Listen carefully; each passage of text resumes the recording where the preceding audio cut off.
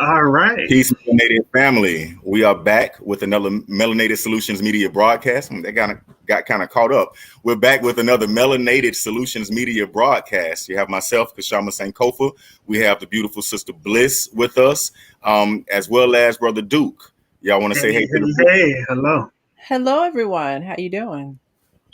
All right, good. So before we do get started, we got a little quick housekeeping. We want to ask that you all make sure you smash that like button, the subscribe button on YouTube. Also smash the like, heart, wow emoji, whatever you want to do on Facebook as well. And we also have the comment section. Feel free to chat with us, and we'll also be opening up the line for the audience later on in the broadcast. With that being said, Duke, you got some family feedback for us from the last broadcast? I certainly do. Let me pull it up because we have it in a couple of spots. So over on YouTube, we had a comment from Kyrie, who's a new viewer to my knowledge, who just said, brilliant discussion. The last time that we came together, we were discussing how this country never loved Dr. King. And so we enjoy talking to you all about that. And there's a lot of history that we went over in regards to the great doctor. As far as other commentary, one second, I have Yolanda Holloway, who gave us a book to reference about the plot to kill King, the truth behind the assassination of Martin Luther King Jr. by the alleged assassin's defense attorney, William Pepper. We also had Herbert Floyd, who told us to speak on it. Deshaun Farrar said, peace, Black Power family. We also had users who realized that we had a YouTube and they decided to mention that they were going to come follow us and subscribe and talk to us over on there. And we had Shay Taylor, who was just responding to our beginning conversations with our current events, who said they look like clowns, talking about the storm on the Capitol building. So with that being said, before we go to our current events, I want to highlight this one comment coming from Nedro Holmes. He says, "Oh my God, welcome back, Bliss." Oh, thank you. Yeah, I just wanted to have that highlighted because Bliss was not with us on the last broadcast, but we are definitely glad to have her back. Thank you. Absolutely. And with that being said, let's go ahead and roll into the current events video, Adam.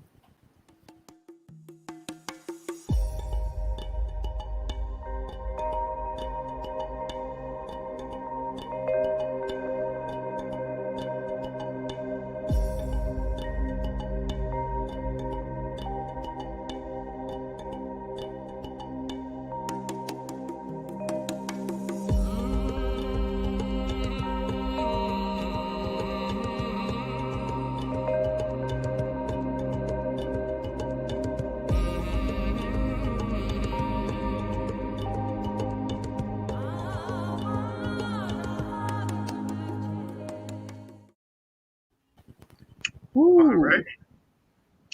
So that's a lot going on, but one of the more I would say important things that happened was we definitely had an icon who transitioned and passed away.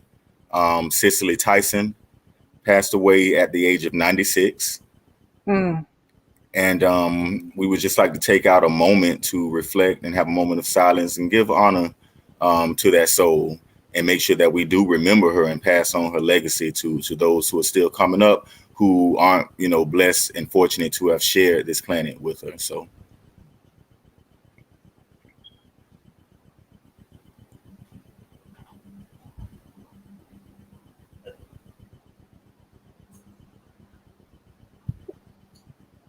Ooh, what a beautiful and elegant. And can I just say this? Before she passed away, she just released an autobiography, As I Am, is what it's called. She was actually doing the talk show circuit, if you can believe that, at 96 years old. So I think one of the ways that we can honor Miss Tyson is sending her off posthumously with a bestseller. So please, everyone, go out and support and hopefully buy it from a Black-owned bookstore that hopefully will have the book. But please, that's another way that we can honor Miss Cicely Tyson, by supporting her and buying her book that she actually just released. So I'm interested in some of those stories. So yeah, I would love to hear. It's so especially, and I don't know if she talked about this, but it's so often when Black folks of that caliber get to that level, they just lose all kinds of quote unquote tact, and they tell everything that was wrong with the industry that they were in. So I look forward to hearing some of her stories, and hopefully it serves as a roadmap for others how to navigate that industry. But she is an icon and a legend, and we love her. And can You I say say, that book is called As I Am? as I am?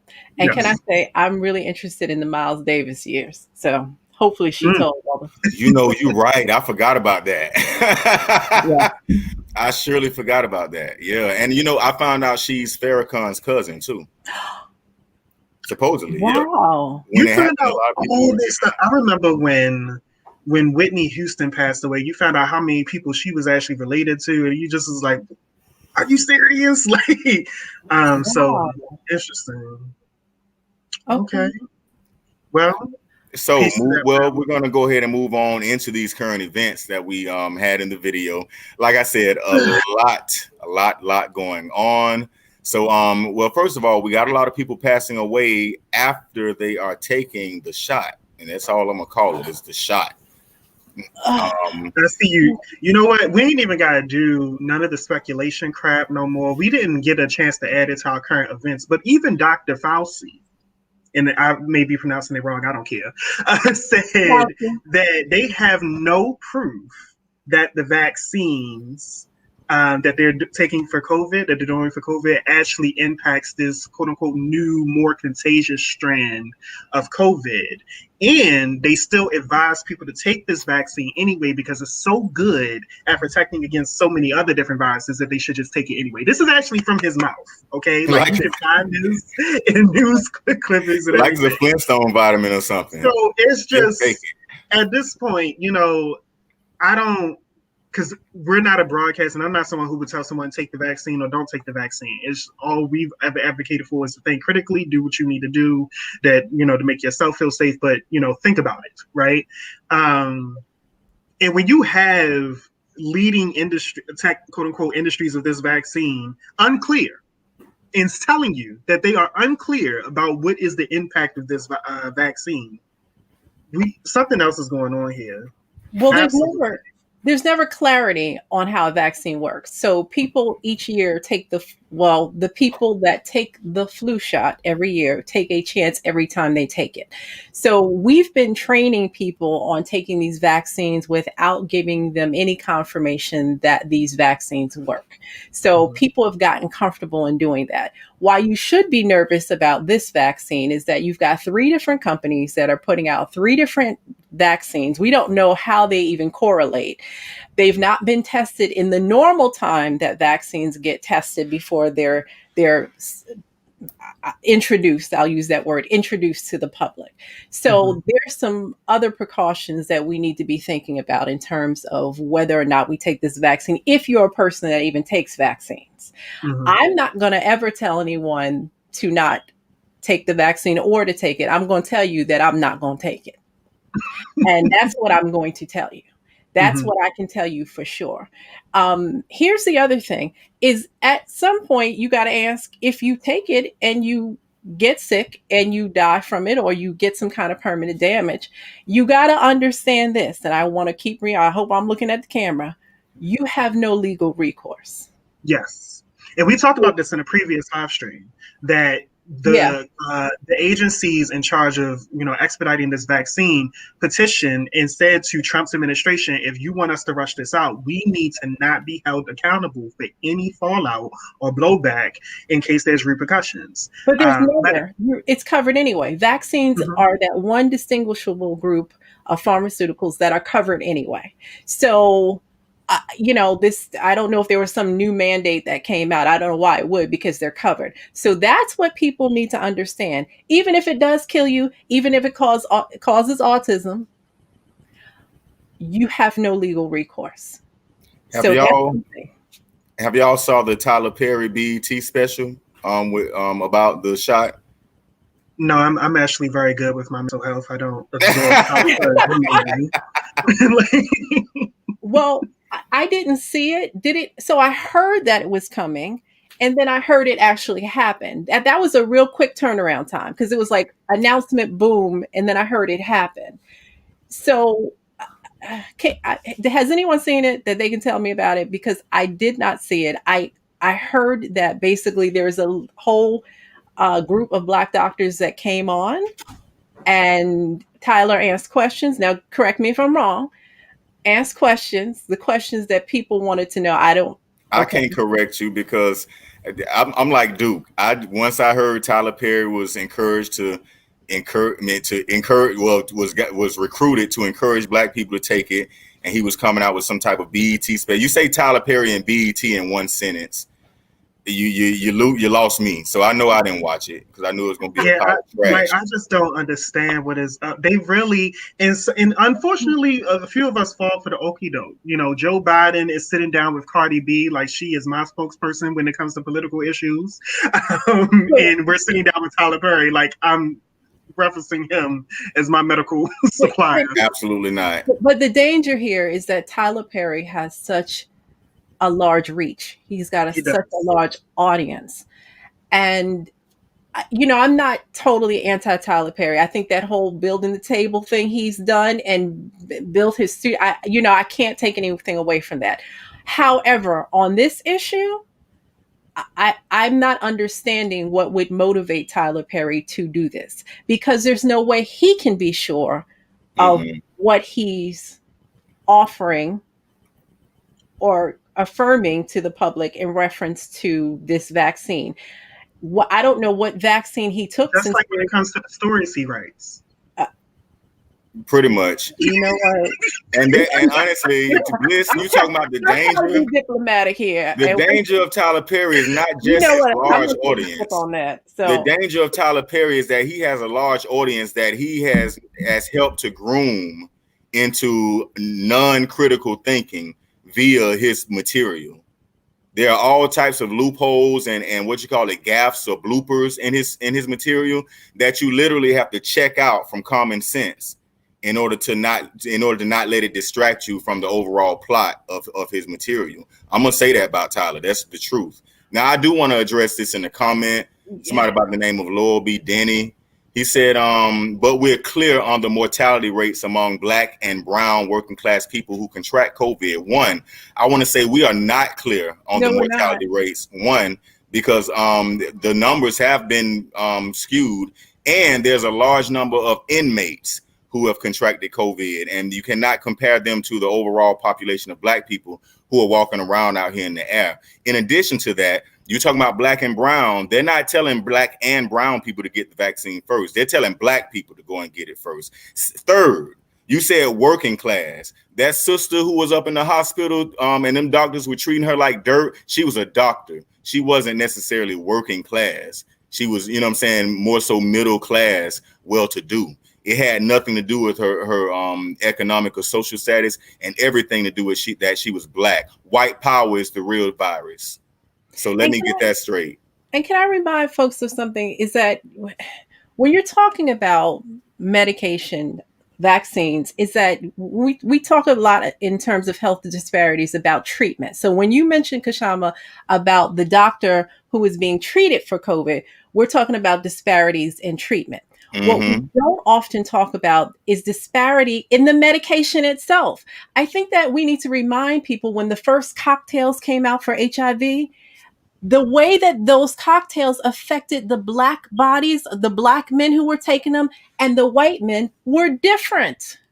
So you're hoping that this particular vaccine, or these vaccines, this plethora of vaccines that have come out, have been tested and the information is truthful for your body. Well, when has that ever happened? When have they been clear about what is safe for us versus what is safe for non-melanated bodies? It doesn't always work the same way. The other thing we got to think about is that we don't have a whole lot of talk about the homeless population catching COVID. And part of that is because then we'd have to open up some other conversation about what happens to a person that's homeless in their access to and I'm not going to get too much into this, but their access to sun and vitamin D, which Fauci, who just told people, by the way, Duke, to double mask, How the hell that makes sense? I do not Double bag it. double mask. Ah, Okay. To double mask versus the fact that Fauci has not said publicly, except in his interview with the actress Jennifer, someone I can't remember her last name, but the Jennifer that was married to Ben Affleck. The only time he's talked about vitamin therapy is in that interview. He's 80 years old and is more susceptible than the average person to catching COVID, but he's protecting himself with vitamin D and vitamin C. And vitamin D is critical in immunity. We have learned that over these last couple of months. He's not said it publicly. So they're not going to talk about the fact that the homeless population, which should be rampant with COVID, seemingly is not. Could it be because they're outside and they have the access to vitamin D that they need that's protecting their bodies? I don't know. I'm just bringing it up for y'all to think about. So there's a lot going on here. So people, when you are thinking about this vaccine, think about the fact that disparity is not about, like they're telling you, we want to make sure it gets to you because we don't want to have disparities and disbursement. That's not where the disparity always is. It's in the medication itself. So it's a lot to think about. My bad. I was saying the draw home said true bliss. Yes. I just wanted to let you know you're getting affirmed in the chat. I'm sorry. Thank you. Yeah, we have a lot. I want to a major shout out to Lena, who mentioned that they keep forgetting to go to YouTube and they were hit it there now, and then they signed in quickly on their YouTube and came in with the comment section. We love you. Thank you so much.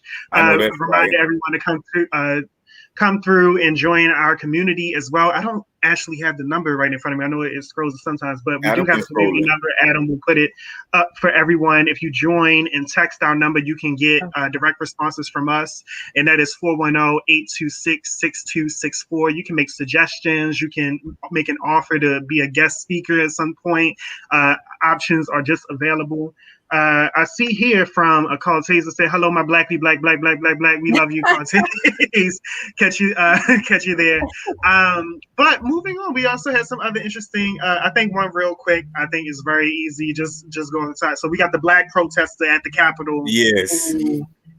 What's the official story? I know he was arrested. He's not being let go, right? He ain't being let go. Yeah. So is he so organic food? Is he giving him organic food like the shaman? You know, the shaman Jay Angeli, the shaman who came in, who, by the way, I'm going to say this, I'm predicting this, is going to get off with a slap on the wrist because his legal team is not a game. Their arguments are compelling. But the shaman who got arrested but couldn't stand being in jail without his organic food, and some magistrate or some judge granted him the organic food. So I'm just saying. Also realize too that even though Joseph Biden was talking cash mess, as we say, the day of, and was using the S word, sedition, but they ain't charging them people with no sedition. These people looking at a slap on the wrist. Explain it. The moral of the story is, black people, you should have been far, far, far away. Straight up. I was actually close to the Capitol, but I was in Baltimore, and that's as close as I'm gonna get. Mm-hmm. Well, honestly, I think my story is, when it comes to situations like this, because I mean, we can shame this man to be blue in the face and it won't solve anything. But I do think what we can acknowledge, just for general community, is the duality of the situation. We know him being there was absolutely shameful, clown, dismiss, not invited to the club, all the language that we always use. But we do have to acknowledge the fact, which we already knew, but some of us are still not getting it, that when you participate in incidents like that, you have a different set of rules that you have to play by than your white peers and friends and lovers. Candace Owens finding out that same lesson after she then gave birth to her mixed race child, and her white peers and friends came up on that post and said, ugly. So we have a different set of standards that we have to operate by, and Candace Owens and that brother right now is hopefully figuring it out. Well, I'm going to say this: he was a clown, but that's not my that's not how I frame it. Honestly, we got to understand that he was acting out of his own best interest. He was doing something that was against his own self-preservation. And we're going to get deeper into this because the topic is surviving white history. That was white history being made. and he didn't have the self-preservation or the self-preserving mechanism inside of his brain that said, let me see how this is going. Let me watch them and watch this play out, as opposed to me invest myself and run up in it like a stakeholder. I got a question. Has there been any public statements from this guy? Has there, because I don't know too much about him. Has there been any kind of public statement about why he was there, what he was doing, what his purpose was at all? I don't know, and I doubt it, because rarely do Black people, especially Black men, get the benefit of explaining ourselves or telling our story. You know, but so that happened. I mean, and you also, Biden took his first however many days in, and he's done all this stuff with the racial equality and some executive orders, and Harriet Tubman on a 20, all types of tomfoolery is happening. Have y'all read the executive orders? Has anybody read them? I've not read all of them. Actually, not all of them, no. But it's like what 400, ain't it? In the midst of this, is pull up a list of that was counting some of them. Well, I can tell you, they're flimsy. They're flimsy, but he's doing what he's being allowed to do. The executive orders, I mean, you know, we're covering xenophobia for the Asian community. The executive order, we're going to address xenophobia, and I'm summarizing, as it is towards the Asian community right now, I guess in reference to what was going on with Trump. How is I have the list right here, so we can say it's not that many. So one, which is the one that I think got the most news coverage, was reforming the incarceration system to eliminate the use of privately operated criminal detention facilities. Two, ensure the future is made in all of America by all of America's workers. And he hasn't described that one yet in this list. Enabling all qualified Americans to serve their country in uniform. This is about the transgender individuals. Protecting the federal workforce.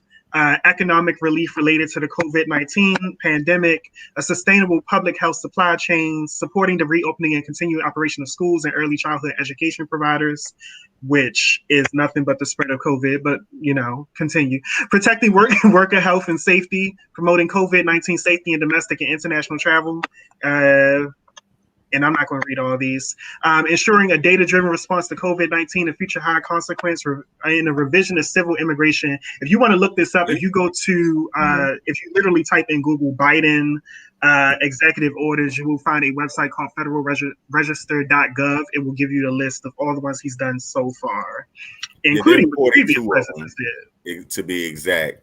And if you're looking for something for Black people, you might as well just skip it. But it is good to be informed and to read all 42 of them if you can.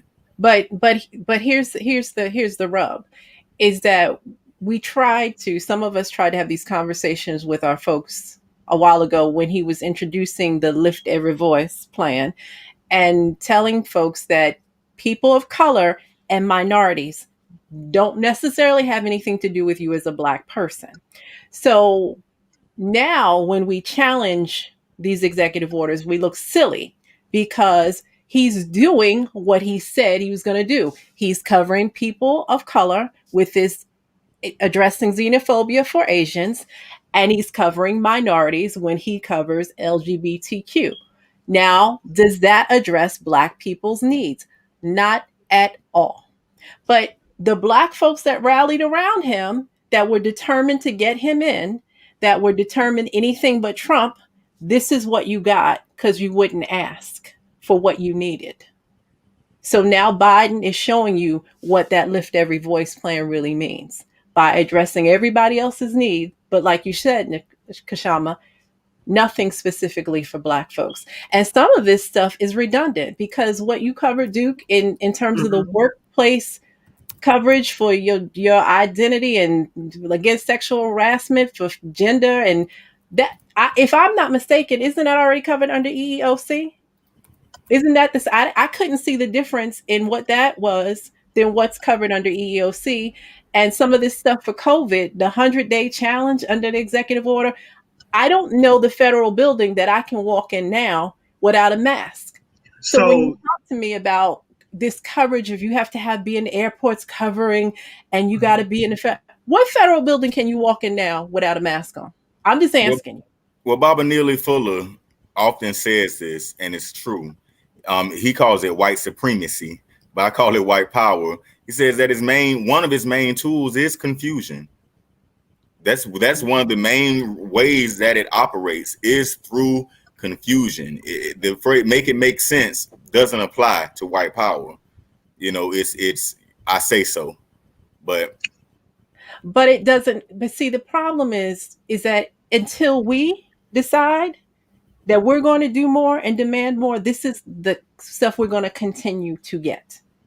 Continue to get. This is a matter of folks allowing these executive orders to come through and not reading them and not challenging them. I've seen so many Black people excited and jumping up and down and clapping about these executive orders. And I'm like, this is smoke and mirrors. If you read it, if So you the read it. Quayla mention, super important, and this is also family that we're acquainted with, says signing these executive orders in the first days of his presidency is standard protocol. It looks like the administration is doing so much, but it's just to pacify folks for the next 4 years. And this is, what we're used to at this point. Exactly. This is standard ball game democracy, democratic forms. Now, you had mentioned something. I don't know everything about it, but I do know that there was a particular point in last year where Trump had pulled back protections for transgender individuals. And In the so, military. right. So Biden's order was to repeal that particular order. But also in addition is I know that there's protections for gender, but I do not know if there's protections for gender identity, which is a new particular lens and language for policy in these political debates now. So that's Okay. where some of this comes in. But it means nothing if there's no systems and culture and people who are actually going to enforce and make sure that we are being equitable in the society. I mean, the people that's most likely going to be forcing this, as AOC mentioned not too long ago, is she's working with someone who tried to get her killed about 3 weeks ago. So policy is trolicy. So, well, that gets us, into the actual discussion, surviving white history.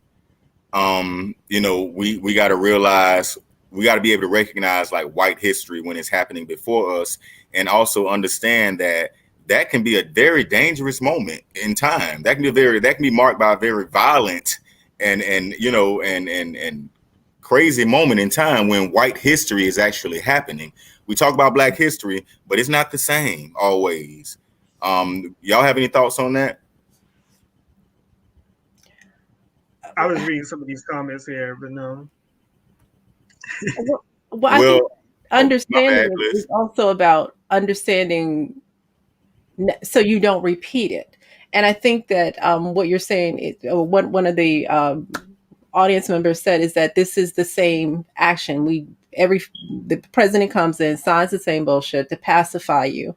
And because we keep allowing and because we're ready to fall asleep. You know that, right? Because we had Trump, and a lot of folks think that Trump was, even Black folks, the Antichrist, and they want to fall asleep with white folks. They want to take this break, this relief, and we can't do that. And we tend to fall into these same patterns, even though history keeps telling us that we can't do that. I mean, if we tell the truth, under Obama, we lost wealth, right? So we're in another pandemic, another economic downfall. And even with what is being put in place under these executive orders, we're going to lose again. Because trickle down effects is not the same as repair. We're still not talking about repair. So what I'm going to say to you in terms of understanding history, we can read it and understand it all we want, or claim that we do. But if we don't start doing something different, the story is just going to be a different version of the same thing. And that's what we're running into right now. Yeah, I definitely agree with you. Like I say, I think it's definitely important to recognize like these pivotal moments too, because a lot of Black people get caught up in the frenzy, and especially, okay, so there are so many Black people that got caught up running up on the Capitol, right? But what I saw is a lot of Black people were caught up in the of it all and our capital. And, you have Black people, you have them crying, our crying family that get on the news and go to, talking about how, they're so hurt to see their country this way. It's like, where have you been? What have you been watching? What country have you been watching, progress? Or what country have you learned about? What citizens have you met? What was that, dude? What citizens have you met? Where do you work and live and stay? Because I'm confused. I am confusion. I think it's interesting too. When I was fascinated by the QAnon shaman, only because I really saw the deep symbolism in that Viking attire. Straight up, that Viking attire. And then I went in and watched this show on YouTube, not YouTube, on Netflix. That is about some Viking or whatever, some Viking village rebelling against the Roman Empire or whatever. And I'm just looking at this and I was thinking to myself, this is probably one of the last times white people really found themselves being oppressed in some form, right? Or people from white Western Europe or that people who descend from that area. But they harken back, and when they go to throwing up those cultural throwbacks, just like the LGBT community went and consolidated pink triangles when they wanted to affirm their movement back in the 70s and 80s. White people are doing that now, and they continue to do it. We should recognize these things and be able to point it out. The tattoos, the signs, the hand signals they're doing, all of it means which was very intentional. The Viking attire. Very intentional. And that's why I say it's like we got to recognize white history when it is repeating itself in front of us. Like, these people had a civil war before. And if you know anything about countries that go through civil wars, it never quite gets reconciled. Reconciled. That's, right. You know what I'm saying? And we walking around acting like they still don't have blue and red, you know what I'm saying, going at it with each other, and that this is not still the dynamic. Especially when the reason for the Civil War is right here and in this comment section. So there's been no restitution, no solvency for the issues that white people are having with each other. And the same thing is going on over with that stock market. I don't know if you want to move into that discussion, but that's a whole nother violent beast that's brewing. It's another manifestation of a civil war. Really, it's white people rebelling or insurrecting against their government, basically, because the political and economic is one. We saw that in 2008 when the banks were going down, and the government said, "Oh no, if they go down, we go down. We're one and the same." Right? That's what they're doing with these short squeezes, GameStop, AMC, all those stocks that Reddit threads are driving up and bringing big time institutions to their knees. Come on, man, this is white history. Just don't lose your money getting caught up in the hype, because when I go on YouTube and on Reddit or Instagram, and I see these people talking, they are passionate about driving these stocks up. They don't care if they lose their money. The whole thing is to stick it to these institutions and to prove a point. Well, they know also that the next bailout is not for them, because we're talking about the stocks now, but the other way to wealth is your home ownership. So while there's an extended moratorium on evictions and foreclosures, there has not been any talk. And to me, there should have been by now from the Biden administration. I don't care if it's only been a week, because this has been going on long enough, to figure out what you're going to do in terms of saving these folks from foreclosure and resolving the rent issue. And I'm looking at this and thinking, okay, what you're going to do is you're going to buy out the banks again, because you're going to keep that same pattern that you've always kept, to keep big money where big money is. And folks, with this moratorium, whenever it expires, and it's going to expire, are going to be shit out of luck like they were in 2008. So we're looking at transference of wealth again, just in a different way. So you mentioned it with the stocks, and now let me ask you this though. Home ownership. Let me ask you this about the moratorium, and and I want you to just inform me, because to my knowledge, what was that? I said, if I know, we'll see. Okay, well, to my knowledge, local, municipalities or jurisdictions, judges basically are like they have a lot of discretion, or they're the deciding factor in whether this moratorium is actually respected or recognized? What I know is that for at least for certain states, all the moratorium has done is allowed that the person can't be evicted and you can't move to foreclose. Like you can't pull the trigger.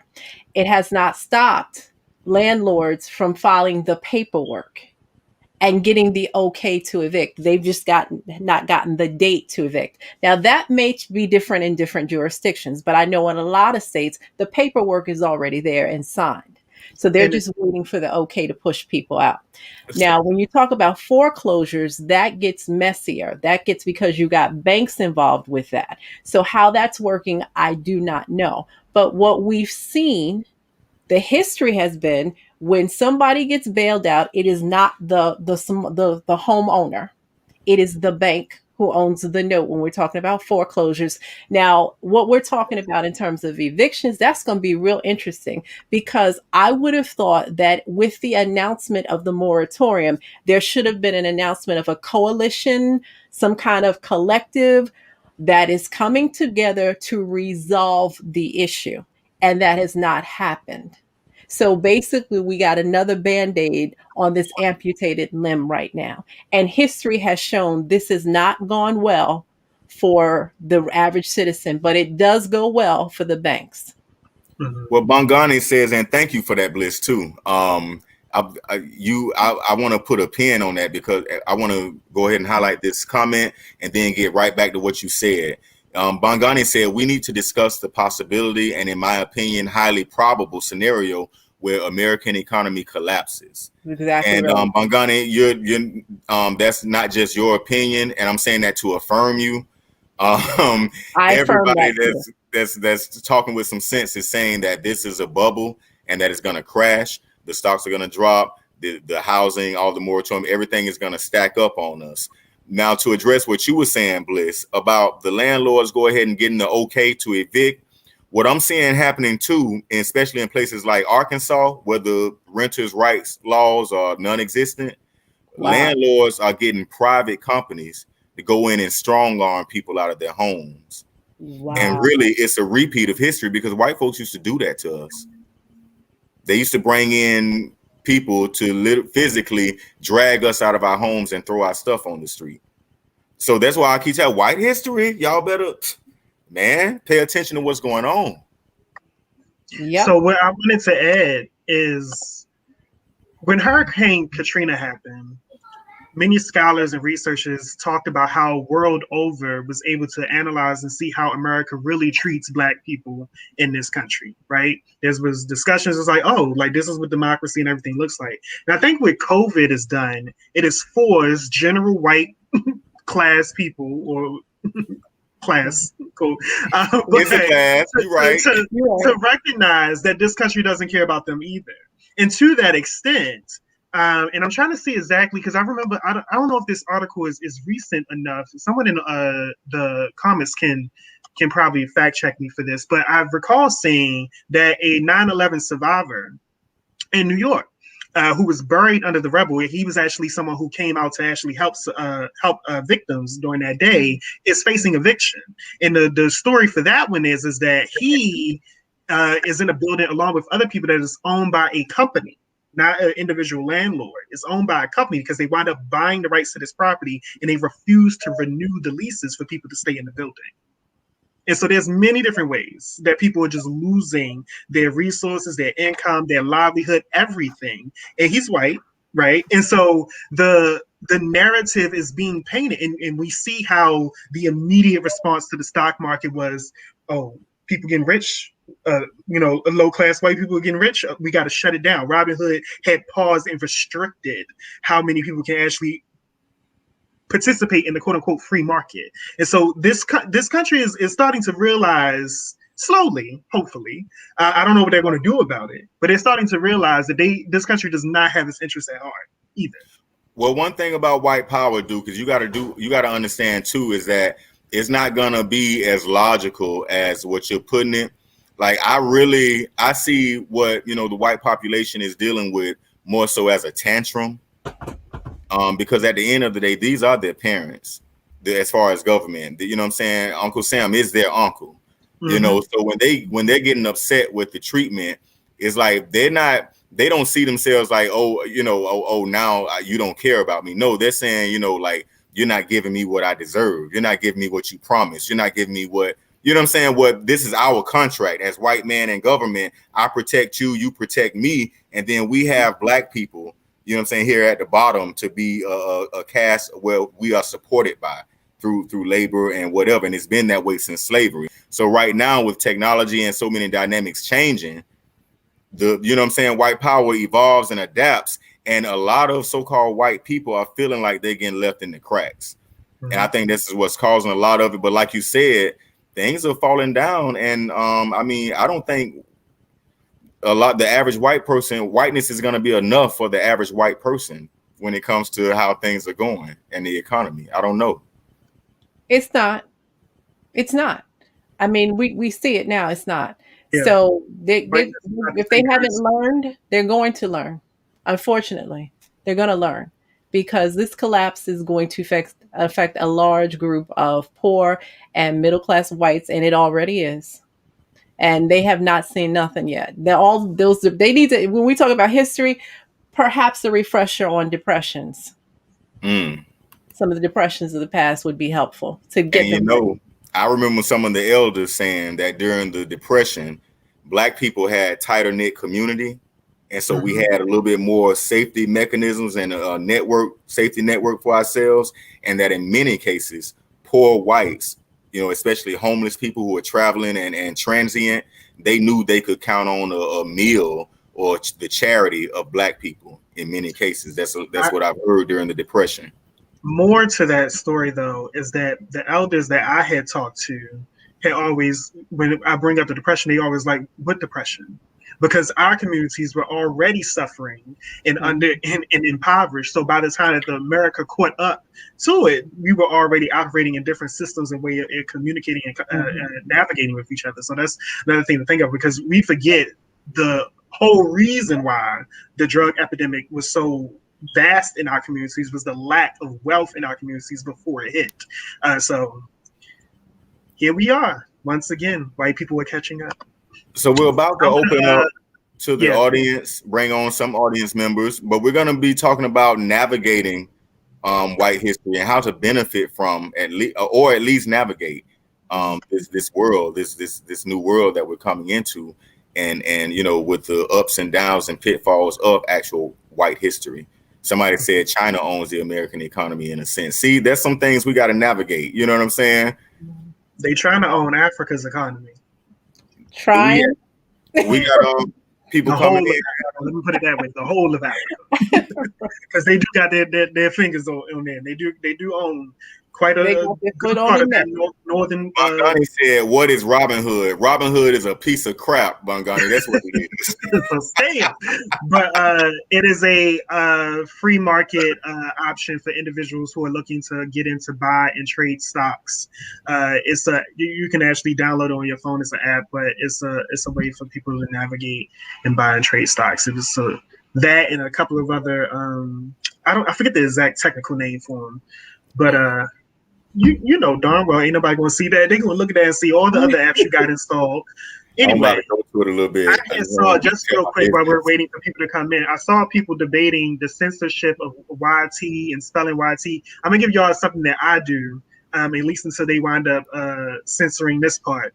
But I think they found it very difficult. Whenever I'm talking about white people, I just spell WHY, Y people. And it makes sense to me down in my spirit. Why are you doing this? Why are you here? Why are we calling them white?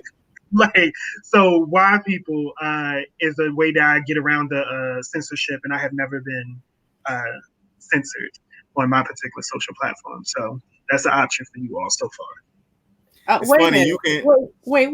Say that again. So you have to use code when you say white people are Sometimes, yes, sometimes the Facebook app specifically will attack your post and remove it and give you a warning to put you in Facebook jail. All these things. I If said you not say in jail white yet.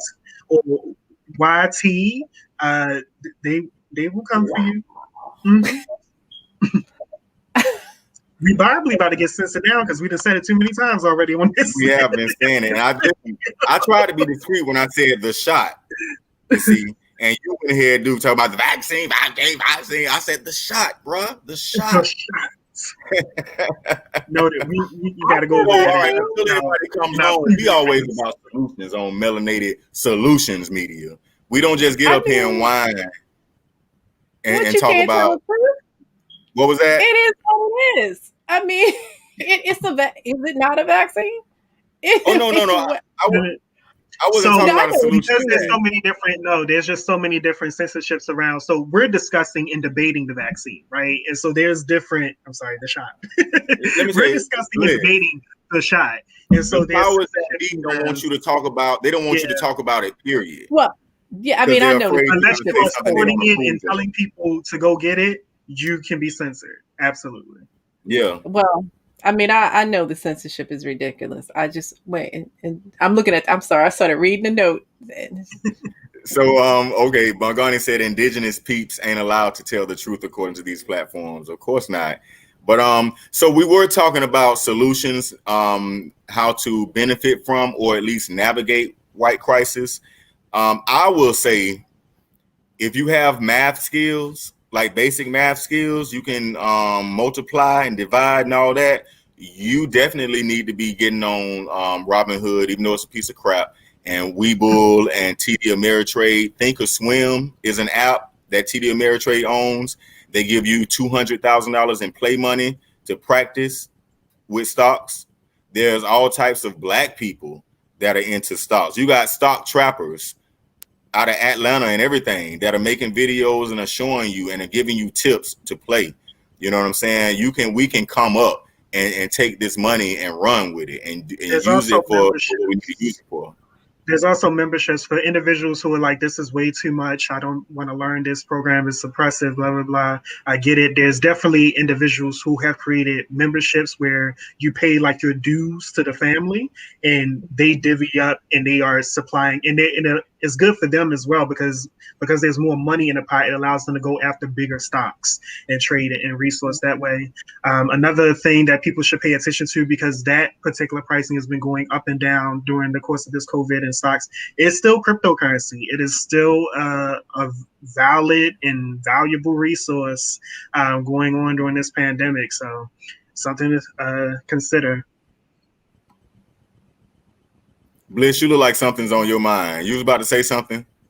No, I'm listening. I'm Okay. listening. You know, I've heard, you know, different stories about Bitcoin and, you know, whether or not we should touch it or not. So I don't want to give any advice on that because I'm just not I'm not clear. Yeah, I I'm just think people should kind of back explore. and I'm not forth. saying go spend your whole paycheck over in Yeah. crypto, but absolutely Definitely think explore about and see what's right for you. You know what I'm saying? Like I tend to like I haven't hit the big one yet. I was kicking myself when GameStop was flying up. You know what I'm saying? I haven't had that Elizabeth moment. I'm coming to Georgia, right? But you know what I'm saying? I found that I'm able to actually stay afloat on this thing. I can actually make me a little coin, right? So definitely explore it. I'm nobody saying do it, but also, I mean, I'll always highlight those 19 families that were down in Georgia, that went down to Georgia and bought land together. You know what I'm saying? I was just talking to a brother who he's going to be doing he's going to be helping me with another broadcast that I'm on, but he was telling me about some land that him and some other black people are going in Texas with about 70 acres. You know, that's something that I'm involved in as well, as far as land in Georgia near actually those 19 families. We got to be working together and organizing and talking about doing this, people. The food shortages are coming, y'all. But I mean, all this faith we have in this government, like it's God, like it's daddy or mommy. I Mm-hmm. I White would history is recommend rearing its And ugly head. I want to Yeah. highlight this Yeah. story. Y'all probably heard about this one. It was in 2018. A black community that was dealing with a food desert had to travel miles to go to the nearest supermarkets in order to get their money. They said F that and created their own co-op in North Carolina. I believe it's Greensboro, North Carolina. And they had came together as a community. They created their own dues. They went door to door, said, "Hey, if you want a supermarket in your neighborhood that you can control, blah blah blah blah blah, pay this amount of money in dues. We will get this building, we will get the food, and then we will work it and create our own income in this community." So that we have to save ourselves Uh, every and time. and piggying back on what you said, Duke, about when black folks, when there was a recession and depressions before, black folks didn't feel it the way white folks felt it. One of the things is that we knew how to grow our food. Mm-hmm. We knew how to store our food. We were of the mindset if we could have extra, we had extra. So I would advise folks, because like Kashama just said, the food shortages, I believe they're coming. I believe even even if it's only for a short time, I advise, because there are communities, and I think I've mentioned this on this particular show and on my own podcast, Everybody Loves Bliss. I'm plugging that, yes. Yeah, Um, absolutely. Oh, yeah. yes, that's another In podcast fact, you can make see sure me you get a on. splash screen. Right, it's on YouTube as well. But in all honesty, there are groups that are prep groups, and I think we've touched on this, and that are preparing. There's stuff that you can buy to filter your water, just in case the water sources you have to get water from, maybe the snow that's coming. There are ways that you need to, because those skills that our grandmothers had, they knew how to jar stuff up and pickle Mm-hmm. it, keep it safe, Preserve and your take food. fruit and have the fruit and make their own jellies and stuff. A lot of us don't know how to do that. So we need to find a way to store and stock. I'm telling you, I think that even if it's for a week, for some of us, a week not being able to get to the store is going to make a major difference. So I think that people need to start figuring out ways to prep and survive. Should you not have electricity, there are solar panels you may need to think about getting for your your computers and your telephones, because most of us don't know how to dial a number anymore. We press a button, and most of us don't know how to communicate unless we have a computer. Most of us don't have landlines anymore. You know, when your phone goes out, all the satellites go down. The cell phones don't mean anything anymore. So some folks that I know are returning. A lot of these white folks, and let me say this: a lot of the white folks that came in on the Capitol, a lot of those white folks know how to live off the grid. That's the one thing that a lot of white communities know how to do. They know how to get off the grid and live off the grid. That's a whole other discussion. But in terms of survival, start stocking and storing food and water. I really recommend that we do that, because I think in the next couple of months, like Kashama said, and Duke, you alluded to, there's going to be some shortages. There's going to be a lack of access. So if you can't grow a home garden, you don't have the land to do that, you need to be stocking up some kind of way. Dried foods, oodles and noodles, whatever you eat, you need to have it in the house. Seriously. That's on real. Absolutely. I mean, even there are multiple factors that are affecting the possibility of a food shortage. Like there's a shipping container shortage right now. A Mhm. lot of people don't know. You know what I'm saying? There's a lot of things going on to where, I'll come out the closet Amazon and say I'm packages a are prepper as currently being well. delayed.